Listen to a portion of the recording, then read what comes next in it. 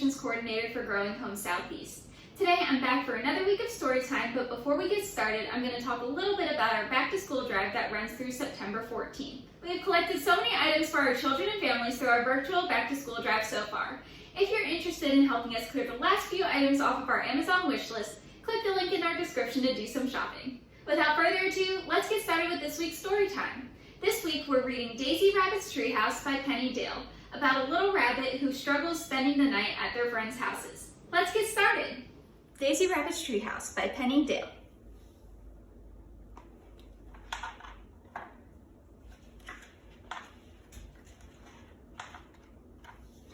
This is the village of Sandy Edge, which lies beside Lapping Water Lake. All sorts of animals live here, so there are all sorts of houses. On summer days, you'll find many animals playing down by the water.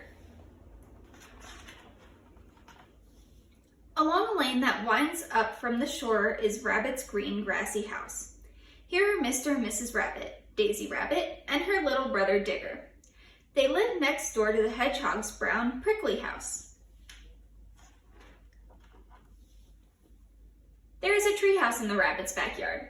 Here is Daisy Rabbit getting ready to camp out in it for the night with her friends Nellie, Jumbo, Deborah Zebra, and Nipper Hedgehog. It is their favorite thing to do. Not long ago, Daisy felt homesick sleeping anywhere but in her own bed. Once she stayed at Nellie Jumbo's house. At first, everything was fine. She had a yummy supper and a splashy bath in the sink. But at bedtime, she felt a bit sad. She lay in her jumbo hammock and thought of her own little bed at home, with all her pictures around it. She didn't say anything, but she wished she was there instead.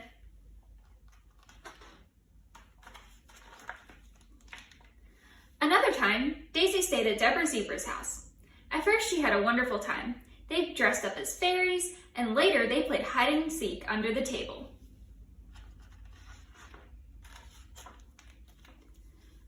But at bedtime, Daisy felt sad again. She looked around at Deborah and all the little zebras, and it made her think how much she missed Digger. She didn't say anything, but she wished she was with him instead.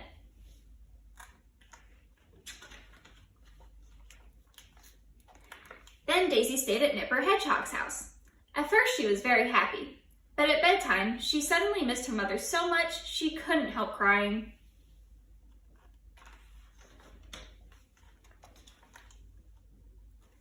The hedgehogs were very kind to her. Mr. Hedgehog gave her a great big prickly hedgehog hug, and Nipper brought her a drink. Then Miss Hedgehog tucked her in gently. "Sleep well, Daisy," whispered Nipper.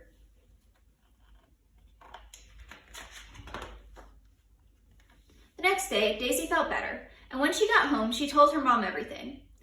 "I don't think I can stay overnight with my friends anymore," she said. Miss Rabbit thought. Then she had an idea. "What if you all slept in the treehouse?" she asked. "Maybe you wouldn't feel homesick there."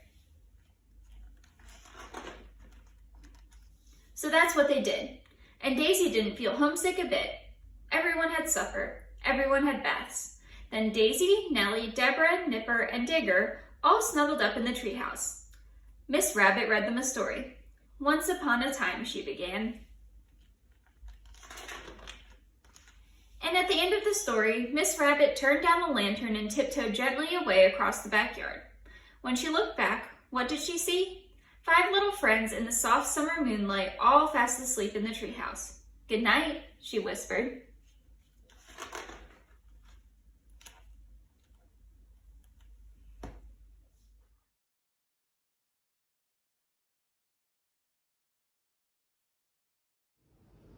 What are some of the reasons that Daisy Rabbit felt sad every time she spent the night at a friend's house?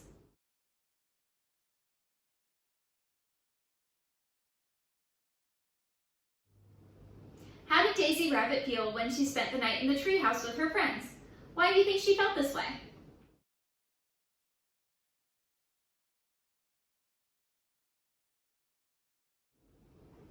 Have you ever had a sleepover with friends or family? If you have, what are some of your favorite activities that you've done at a sleepover?